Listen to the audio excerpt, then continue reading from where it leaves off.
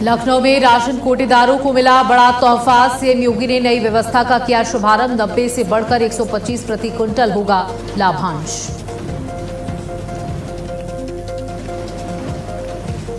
आज केंद्रीय बीजेपी की नई टीम का ऐलान संभव। बीजेपी अध्यक्ष नितिन नवीन के नई टीम की हो सकती है घोषणा।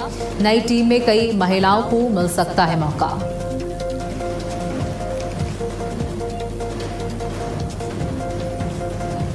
यूजीसी नेट के 3 विषयों की परीक्षा रद्द। अंग्रेजी, कॉमर्स, समाज शास्त्र से पेपर दोबारा करवाने का एनटीए ने लिया फैसला। तथ्यात्मक, टाइपिंग, अनुवाद और व्याकरण की गलतियों का दिया हवाला।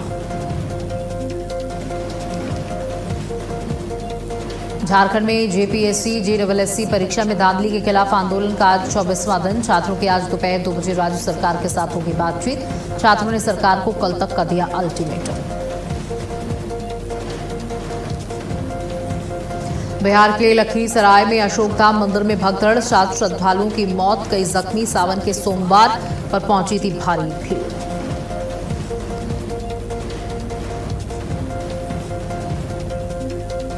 नमस्कार, आप देख रहे हैं भारत अपडेट और मैं हूं आपके साथ सौम्य अवस्थी। बुलेटिन की शुरुआत करेंगे जहां छात्रों और सरकार के बीच बातचीत। जहां बता दें कि बड़ी खबर आपको दे रहे हैं। रांची छात्र आंदोलन के बीच स्टूडेंट्स की बड़ी जीत। जेपीएससी परीक्षा रद्द करने पर सहमत हुई हेमंत सोरेन सरकार। आज दोपहर 2 बजे बातचीत के लिए छात्रों को बुलाया गया है। छात्रों ने 18 अगस्त तक का अल्टीमेटम दिया था। छात्रों ने सीएम आवास घेराव का भी ऐलान किया है। बीजेपी के राष्ट्रीय कमेटी बता दें कि छात्रों और सरकार के बीच बातचीत के लिए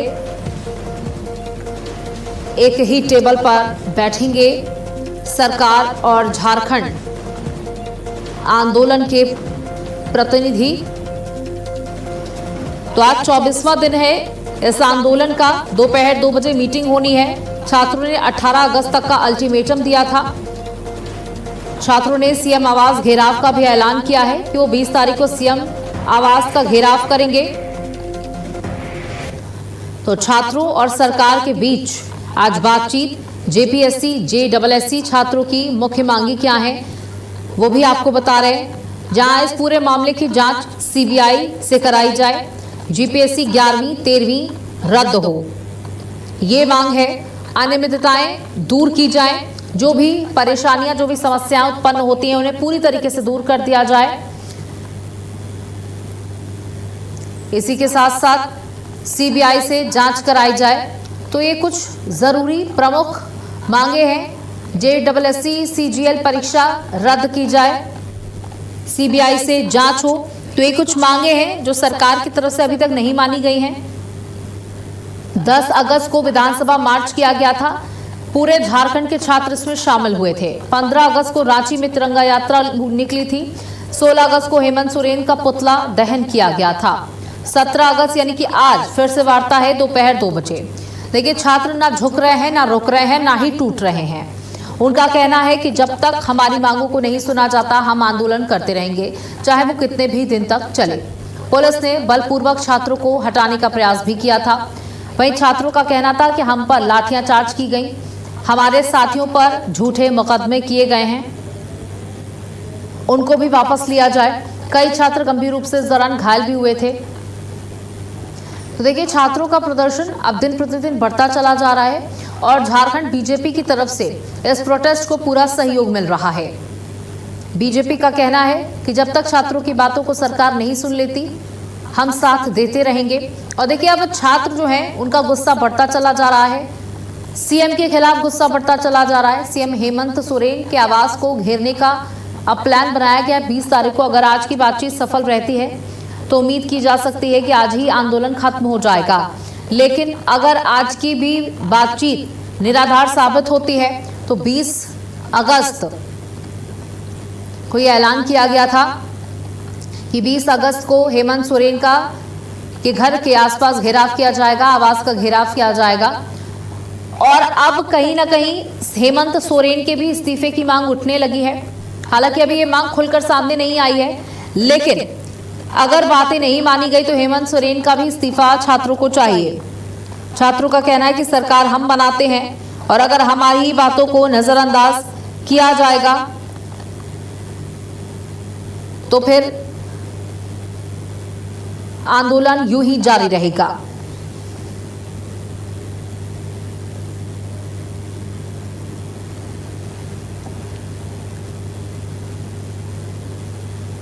बीजेपी की राष्ट्रीय कमेटी की लिस्ट आज आ सकती है। उपाध्यक्ष महासचिवों की लिस्ट आज आ सकती है। नितिन नवीन कमेटी की लिस्ट आ सकती है। तो ये बड़ी जानकारी आपको दे रहे हैं, जहां उपाध्यक्ष महासचिवों के नाम सामने आ सकते हैं। आज जो नितिन नवीन के द्वारा लिस्ट तैयार की गई है वो लिस्ट आज सामने आ सकती है। तो ये बड़ी जानकारी आपको दे रहे हैं, जहां बीजेपी की राष्ट्रीय कमेटी की लिस्ट आज आ सकती है और माना जा रहा है कि उत्तर प्रदेश से भी कई अहम नाम इस लिस्ट में शामिल हो सकते हैं। उपाध्यक्षों की और महासचिवों की लिस्ट जो है वो आज आ सकती है। नितिन नवीन कमेटी की लिस्ट आज आ सकती है। तो नई टीम में खास क्या होने वाला है, जहां 40 से 50 साल वालों को ये जिम्मेदारी यानी अनुभवी लोगों को जिम्मेदारी सौंपी जा सकती है। जेनजी को टारगेट करने पर पूरा फोकस रहेगा, यानी कि आने वाली युवा पीढ़ी और जेनजी जो है उन पर पूरा फोकस रह सकता है। अनुभवी लोगों को जिम्मेदारी सौंपी जा सकती है जिनकी उम्र 40 से 50 वर्ष के बीच में है, यानी कहीं ना कहीं वो जेनजी को भी समझ सकते हैं और उनका एक्सपीरियंस बाकी चीजों को भी संभाल सकता है। तो ऐसी टीम तैयार की गई है राष्ट्रीय अध्यक्ष नितिन नवीन के द्वारा और आज ये लिस्ट आने की उम्मीद है। कई दिनों से नामों पर मंथन चल रहा था, अलग अलग राज्यों में लगातार नितिन नवीन पहुंच रहे थे, जहां पर लोगों से मुलाकात की जा रही थी और माना जा रहा है क्योंकि उत्तराखंड, उत्तर प्रदेश, पंजाब जैसे राज्यों में चुनाव है तो इसके मद्देनजर भी कई लोगों को बड़ी जिम्मेदारियां दी जा सकती, लिस्ट में उनके नाम भी शामिल हो सकते हैं।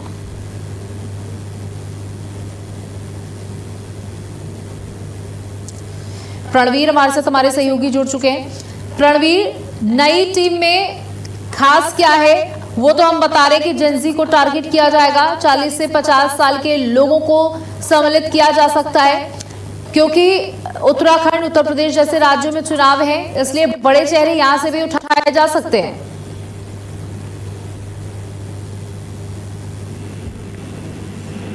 जी प्रवीण।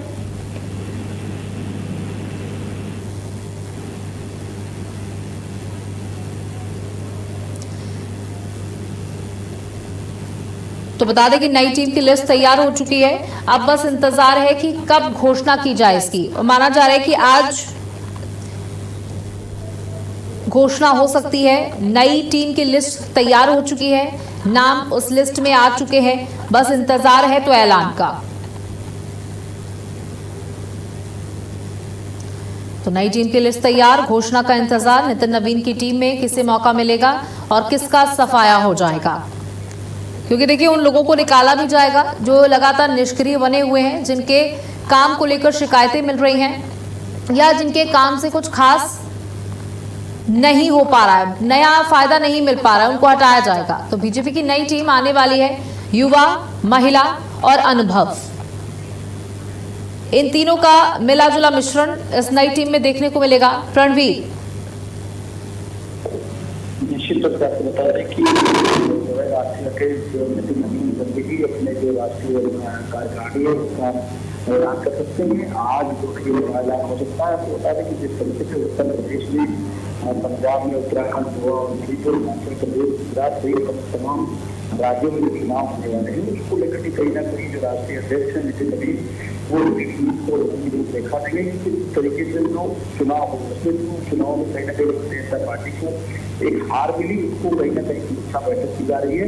और लगातार आपको बता दें कि जो नितिन नवीन है वो अपनी सीट पर ही चुनाव हार गए हैं। ऐसे में भारतीय जनता पार्टी के लिए सबसे बड़ा खतरा बन गया है। भारतीय जनता पार्टी फिर से सोचने को कहीं ना कहीं मजबूर हो गई है कि आने वाले समय में जिस तरीके से विपक्ष कहीं ना कहीं चाहे जनता दूरी को लेकर के हो, चाहे फिर परीक्षा पेपर लीक को लेकर के हो, जिस तरीके से जल्दी पूरे देश में कहीं ना कहीं का विरोध हो रहा है, लगातार जो है सड़कों पर है आंदोलन हो रहा है। ऐसे में सबसे बड़ी बात है भारतीय जनता पार्टी के शीर्ष नेतृत्व के सामने कि वो अपने टीम के गठन में कहीं ना कहीं विचार करें और नई टीम का जो गठन करेंगे राष्ट्रीय अध्यक्ष नवीन, वो कहीं ना कहीं एक बहुत ही सोची और परखी टीम होगी जिसमें उत्तर प्रदेश के भी कई नए चेहरे शामिल हो सकते हैं। और ये सबसे बड़ी बात है कि जिस तरीके से चुनाव, क्योंकि आप जानते हैं कि दिल्ली की ज्योति जो है वो उत्तर प्रदेश से होकर के जाती है। उत्तर प्रदेश में एक बड़ी सीट आती है, उसके बाद सभी दिल्ली में मजबूत स्थिति हो पाती है। वैसे में उत्तर प्रदेश के चुनाव को लेकर के किसी भी प्रकार से जो देश है कि कोई भी हवाली नहीं करना चाहता, कोई लापरवाही नहीं करना चाहता, क्योंकि अब विपक्ष लगातार एक बात को लेकर के मुद्दे बना करके चाहे संसद हो चाहे विधानसभा का मानसून सत्र हो, उत्तर प्रदेश की विपक्ष ने जोरदार हंगामा किया और मानसून सत्र भी नहीं करने दिया। तो ये कहीं ना कहीं विपक्ष का एक आक्रामक रूप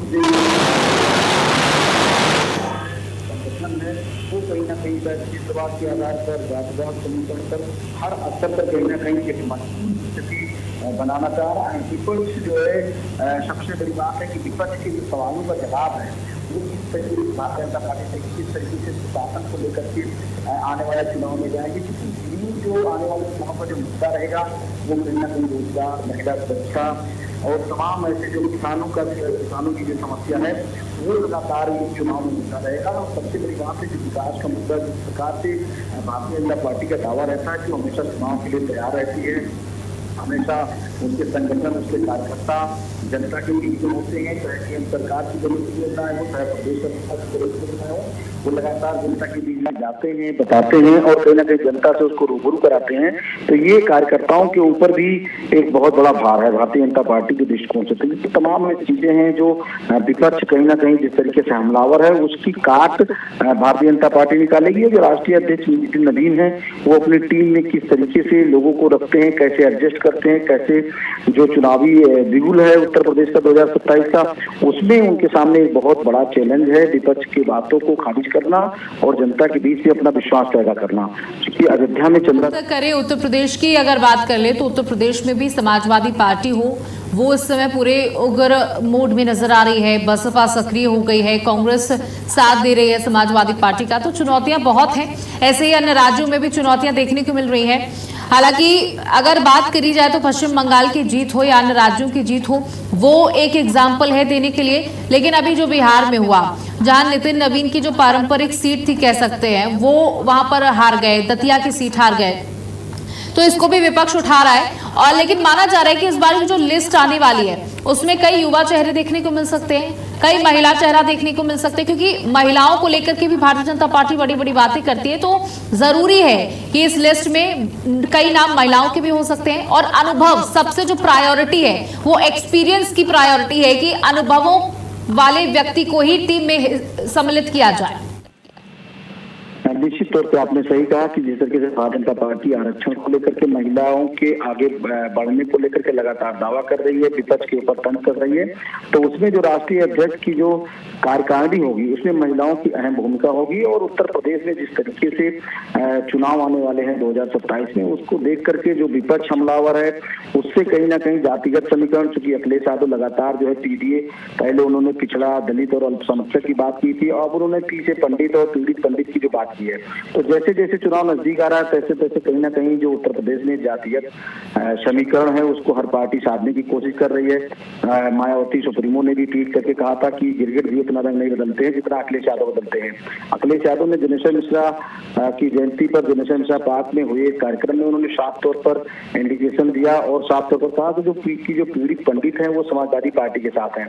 तो ऐसे में जो जातिगत समीकरण है, क्षेत्रवाद का जो समीकरण है चुनाव को लेकर के, उसमें हर पार्टी अपने अपने मुद्दों को, अपने अपने जो उपलब्धियां हैं उनको गिनाने में एक अहम रोल अदा कर रही है। जहां पर समाजवादी पार्टी के ऊपर लगातार ये आरोप लग रहा था कि वो कहीं ना कहीं ब्राह्मण उनसे नाराज हैं और जिस तरीके से बातें चल रही है जो एक बड़ा समुदाय। बिल्कुल प्रणवीर, तो देखिए आज लिस्ट आने का सभी को इंतजार है। उम्मीद यही है कि आज नई टीम का ऐलान हो जाएगा और देखना होगा फिर किस किस के नाम इस लिस्ट में शामिल होते हैं। बहुत बहुत शुक्रिया। वहीं एनटीए की ओर से यूजीसी नेट दिसंबर 2026 एग्जाम कुल 87 विषयों के लिए आयोजित किया गया। जिसमें 3 विषय अंग्रेजी, कॉमर्स और सोशियोलॉजी पेपर की परीक्षा को रद्द कर दिया गया। इसके साथ ही एनटीए द्वारा इन विषयों के री एग्जाम के लिए डेट्स का ऐलान भी कर दिया गया। नोटिस के मुताबिक परीक्षा का आयोजन 2 दिन में करवाया जाएगा। 3 विषयों के लिए री एग्जाम 9 एवं 10 सितंबर 2026 को करवाया जाएगा। पहले दिन परीक्षा 2 शिफ्ट में आयोजित होगी। 9 सितंबर को शिफ्ट 1 में अंग्रेजी की परीक्षा, वहीं दूसरी शिफ्ट में कॉमर्स का एग्जाम होगा। 10 सितंबर को सोशियोलॉजी की परीक्षा केवल सुबह की शिफ्ट में होगी। पहली शिफ्ट के लिए टाइमिंग सुबह 9 से दोपहर 12 बजे तक एवं दूसरी शिफ्ट की परीक्षा अपराह्न 3 से शाम 6 बजे तक रहेगी। एनटीए द्वारा नोटिफिकेशन जारी कर परीक्षा रद्द होने को लेकर जानकारी दी गई है। इसमें बताया गया एनटीए को 3 विषयों अंग्रेजी, कॉमर्स और सोशियोलॉजी के पेपर में कई गलतियों के बारे में शिकायतें मिली थी। इसके बाद एनटीए ने इन गलतियों की जाँच करने के लिए एक कमेटी भी बनाई। तो कॉमर्स की परीक्षा 9 सितंबर को होगी, अंग्रेजी की परीक्षा 9 सितंबर को आयोजित की जाएगी और सोशियोलॉजी की परीक्षा 10 सितंबर को करवाई जाएगी। यूजीसी नेट के 3 विषयों की दोबारा से परीक्षा करवाई जाएगी। अंग्रेजी, कॉमर्स और सोशियोलॉजी की दोबारा परीक्षा होगी। तो तारीखों का ऐलान कर दिया गया है। 9 सितंबर को अंग्रेजी और कॉमर्स की परीक्षा होगी और 10 तारीख को सोशियोलॉजी की परीक्षा होगी। और कारण बताया जा रहा है कि सही तरीके से चीज़ें नहीं थी, इस वजह से पेपर को दोबारा करवाया जा रहा है और एग्जाम्स को रद्द कर दिया गया है। 3 परीक्षाएं हैं, 3 सब्जेक्ट्स की परीक्षाएं हैं जिन्हें रद्द किया गया है। तो अंग्रेजी है जिसमें इंग्लिश आता है, अर्थशास्त्र और समाज शास्त्र। अंग्रेजी की परीक्षा 9 सितंबर को होगी तो कॉमर्स की परीक्षा 9 सितंबर को आयोजित की जाएगी।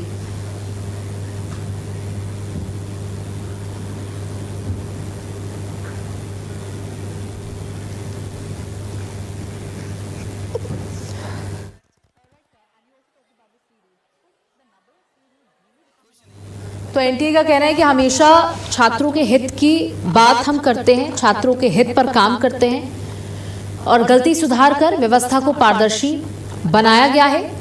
184 सब्जेक्ट्स की एग्जाम्स यहां पर कराए गए थे, जिसमें से 181 सब्जेक्ट्स के पेपर सही पाए गए हैं। वहीं गड़बड़ी वाले जो 3 सब्जेक्ट्स हैं उनके पेपर को रद्द कर दिया गया है, जिसमें इंग्लिश आ रही है, जिसमें सोशियोलॉजी आ रही है और कॉमर्स। ये 3 सब्जेक्ट्स ऐसे हैं जिनके पेपर को रद्द किया गया है। गलती सुधार कर व्यवस्था को ट्रांसपेरेंट बनाना उद्देश्य एनटीए ने यह जवाब दिया है। तो देखिए, अब छात्रों के मामलों में कोई कोताही नहीं बरती जाएगी, क्योंकि एक बार कोताही बरत करके देख लिया गया और लगातार छात्रों का गुस्सा एजुकेशन सिस्टम पर फूटता हुआ नजर आ रहा है। वहीं बीजेपी के राष्ट्रीय प्रवक्ता शहजाद पूनेवाला ने पार्टी की प्राथमिक सदस्यता और राष्ट्रीय प्रवक्ता पद से इस्तीफा देने का ऐलान किया है। उन्होंने बीजेपी अध्यक्ष नितिन नबीन को पत्र लिखकर अपना इस्तीफा स्वीकार करने की अपील की। पूनावाला ने बताया कि 30 जुलाई को भी उन्होंने आर्थिक और व्यक्तिगत परिस्थितियों का हवाला देते हुए इस्तीफे की पेशकश की थी, लेकिन पार्टी ने उन्हें फैसले पर पुनर्विचार करने को कहा था। अब गंभीर विचार विमर्श के बाद उन्होंने अपने फैसले को अंतिम बताया। उन्होंने प्रधानमंत्री मोदी समेत पार्टी के वरिष्ठ नेताओं के प्रति आभार जताया। पूनावाला ने कहा कि वे पार्टी की व्यवस्था छोड़ रहे हैं, लेकिन विचार और व्यक्तियों के प्रति उनका सम्मान और समर्थन कायम रहेगा। तो देखिए, अभी कुछ दिन पहले भी ये खबरें सामने आई थी, जहां राष्ट्रीय प्रवक्ता शहजाद पूनावाला ने भारतीय जनता पार्टी की सदस्यता छोड़ दी है। चलिए कुछ तस्वीरें आपको दिखाते हैं, जहां पहली तस्वीर बिहार के लखीसराय से है, जहां अशोक धाम मंदिर में भगदड़ मच गई। बता दें कि सावन की तीसरी सोमवारी की सुबह प्रसिद्ध अशोक धाम मंदिर के बाहरी परिसर में अचानक भगदड़ मच गई। प्रारंभिक सूचना के अनुसार हादसे में 7 श्रद्धालुओं की मौत की पुष्टि हो चुकी है। वहीं कई लोग जख्मी हैं, जिनका सदर अस्पताल लखीसराय में इलाज शुरू किया गया है। मरने वालों की संख्या बढ़ने की भी आशंका जताई जा रही है। लखीसराय डीएम ने बताया कि घटना अशोक धाम स्टेशन से मंदिर जाने वाले मार्ग पर हुई। सोमवार की सुबह 6:30 और 7 बजे के बीच भीड़ अचानक बढ़ गई। श्रद्धालुओं की लाइन अशोकधाम हॉल्ट तक पहुंच गई। हॉल्ट पर 2 ट्रेनें रुकी हुई थी। अचानक वहां बिजली का एक खंभा गिर गया। उसके बाद श्रद्धालुओं में अचानक से अफरा तफरी मच गई और लोग इधर उधर भागने लगे। इसी दौरान भगदड़ की स्थिति उत्पन्न हो गई और कई श्रद्धालु एक दूसरे के नीचे दब गए। हादसे के बाद घटनास्थल पर चीख पुकार मचने लगी। वहीं अब दूसरी तस्वीर पश्चिम बंगाल के बीरभूम जिले की में स्थित एक प्राइवेट होटल की है, जहां पर भीषण आग लगने का मामला सामने आया है। इस हादसे में अभी तक 6 तीर्थयात्रियों की मौत की जानकारी मिल पा रही है। इसके अलावा कई लोगों के घायल होने की भी खबरें हैं। हादसे की जानकारी मिलते ही दमकल की टीमें मौके पर पहुंची और कड़ी मशक्कत के बाद आग पर काबू पाया गया। घायलों को रेस्क्यू कर रामपुर हाट सरकारी मेडिकल कॉलेज और अन्य अस्पताल में भर्ती कराया गया है। बता दें कि तारापीठ में भारी भीड़ थी क्योंकि सोमवार को श्रावण का आखिरी सोमवार था। इस दौरान बड़ी संख्या में श्रद्धालु इस मंदिर नगर में आते हैं। श्रद्धालु तारापीठ मंदिर जाते हैं जहां मां तारा की पूजा होती है, जबकि भगवान शिव की पूजा चंद्रचूर्ण के रूप में की जाती है। तो तारापीठ का वो होटल जहां पर भीषण आग लगी, 6 लोगों की मौत हो गई, कई लोग गंभीर रूप से घायल हैं। वहीं बिहार के अशोक धाम में भगदड़ मच गई, 7 लोगों की मौत हो गई। तो देखिए, सावन का सोमवार और 2 बड़े हादसे देश के अलग अलग राज्यों से सामने आए, बिहार से और पश्चिम बंगाल से। बता दें कि पश्चिम बंगाल से भी ये तस्वीरें सामने आई जो काफी दर्दनाक है, हृदय विदारक है। 6 लोगों की मौत का मामला सामने आया है। वहीं दिल्ली में लखवीर नगर इलाके में तो बता दें कि एक और खबर सामने आ रही है। वहीं इसी बीच आपको ये 2 बड़ी खबरें दिखा रहे हैं, जहां पर बिहार के अशोक धाम में भगदड़ मची है, 7 लोगों की मौत हो गई है। देखिए, स्टैम्पेड हुआ और कई बार इस तरीके की खबरें सामने आई है जहां भीड़ बढ़ने की वजह से मंदिरों में ऐसे परिसरों में जहां पर एक साथ हजारों की संख्या में लोग मौजूद रहते हैं। और आज सावन का सोमवार भी है और इसी के साथ साथ नाग पंचमी भी है, इसलिए श्रद्धालुओं की आस्था बहुत ज्यादा उमड़ी और मंदिरों में लोग पहुंचे। 7 लोगों की मौत भगदड़ की वजह से। और दूसरी तस्वीर एक होटल से आई है, पश्चिम बंगाल के एक होटल से, जहां 6 लोगों की मौत हुई है।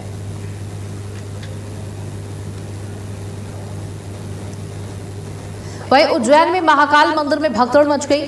नागचंद्रेश्वर मंदिर में दर्शन के दौरान भगदड़ में कई श्रद्धालुओं के घायल होने की खबर मिल पा रही है। अफवाह के चलते महाकाल परिसर में भगदड़, हादसे में कई श्रद्धालु घायल। करण की अफवाह के बाद भगदड़ मची है। तो देखिए, आज सावन का सोमवार है और उज्जैन के महाकाल मंदिर में भगदड़ की खबर से हड़कंप मच गया। आप देख रहे हैं लोग किस तरीके से पैनिक होना शुरू हो जाते हैं। जो लोग भाग पाते हैं वो तो ठीक है, जो नहीं भाग पाते, जो जमीन पर एक बार गिर जाते हैं वो दोबारा उठ नहीं पाते। इस तरीके की भगदड़ की स्थितियों में पुलिस भगदड़ को संभालने का प्रयास कर रही है। लोगों से शांति बनाए रखने की अपील की जा रही है। देखिए, लोग छोटे छोटे बच्चे हाथों में लिए हुए हैं और किस तरीके से वो बच्चे रो रहे हैं, बिलख रहे हैं और एक के ऊपर एक लोग गिरते हुए नजर आ रहे हैं। कई लोग गंभीर रूप से घायल हुए हैं। उज्जैन के महाकाल मंदिर, देखिए, ये मध्य प्रदेश का बहुत सुप्रसिद्ध मंदिर है। ज्योतिर्लिंग में महाकाल आते हैं और सावन में लोग दर्शन करने के लिए बड़ी संख्या में महाकाल पहुंचते हैं। और यहीं पर एक अफवाह उड़ी, उसके बाद भगदड़ मच गई। हालांकि कोई जनहानि अभी तक की खबर नहीं आई है, लेकिन कई लोग गंभीर रूप से घायल हुए हैं। तो देखिए, नागेश चंद्र मंदिर में पहुंचे थे, महाकाल मंदिर में पहुंचे थे, दर्शन पूजन के लिए पहुंचे थे और हजारों की संख्या में लोग पहुंचे हैं इस समय महाकाल मंदिर में। आज सावन का सोमवार भी है। वैसे ही सोमवार का अलग महत्व रहता है भगवान भोलेनाथ की पूजा के लिए, और सावन का सोमवार है, उसी के साथ साथ नाग पंचमी भी है। कहते हैं नाग पंचमी पर अगर भगवान भोलेनाथ का आशीर्वाद लिया जाए तो सभी मनोकामनाएं पूरी होती हैं और अगर किसी ज्योतिर्लिंग के दर्शन आपको करने को मिल जाए तो आप बहुत सौभाग्यशाली होते हैं। लेकिन जब भीड़ बहुत ज्यादा बढ़ जाती है तो वो अनियंत्रित हो जाती है। वो तस्वीरें आप साफ तौर पर देख सकते हैं। आगे बढ़ते हैं, बात दिल्ली की करते हैं, जहां दिल्ली के रघुवीर नगर इलाके में ई रिक्शा की बैटरी फटने से एक 4 मंजिला इमारत की पहली मंजिल पर भीषण आग लग गई। हादसे में 2 लोग गंभीर रूप से घायल हुए हैं, झुलस गए हैं, जहां दोनों को रघुवीर नगर स्थित गुरु गोविंद सिंह अस्पताल ले जाया गया, जहां डॉक्टरों ने उन्हें मृत घोषित कर दिया। मौके पर पहुंची पुलिस आग लगने के कारणों की जांच कर रही है। तो बता दें, ई रिक्शा की बैटरी यहां पर चार्जिंग पर लगी थी और अचानक से बैटरी फट गई, जहां ई रिक्शा बैटरी फटने से इमारत में भीषण आग लग गई।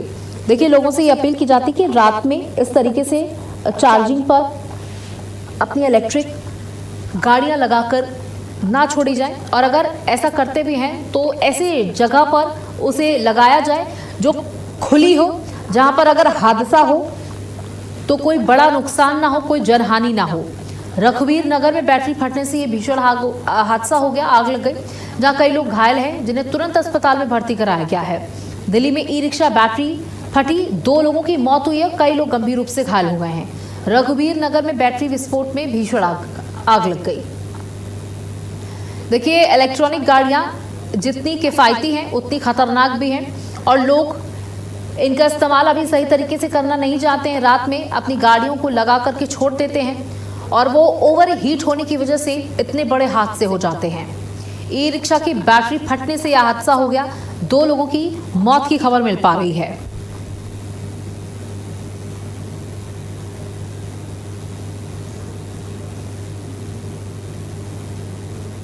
तो ई रिक्शा बैटरी फटने से इमारत में आग लग गई। दिल्ली में ई रिक्शा बैटरी फटी, 2 लोगों की मौत हुई है।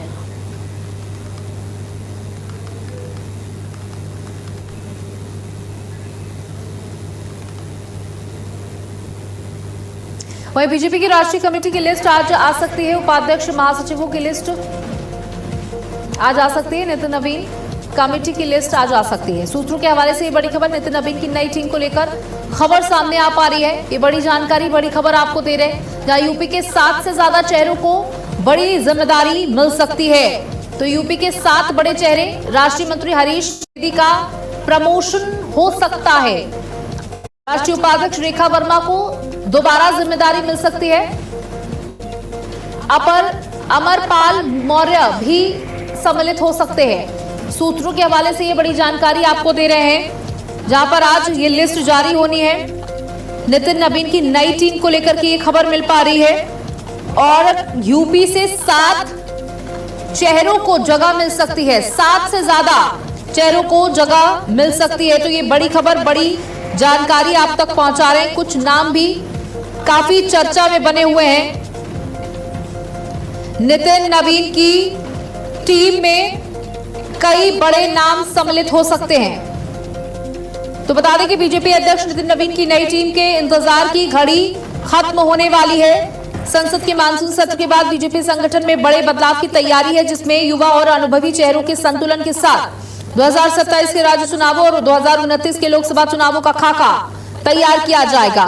बीजेपी के राष्ट्रीय अध्यक्ष की कमान संभाले नितिन नवीन को 7 महीने पूरे हो चुके हैं, लेकिन अभी तक उनकी नई टीम का ऐलान नहीं हुआ है।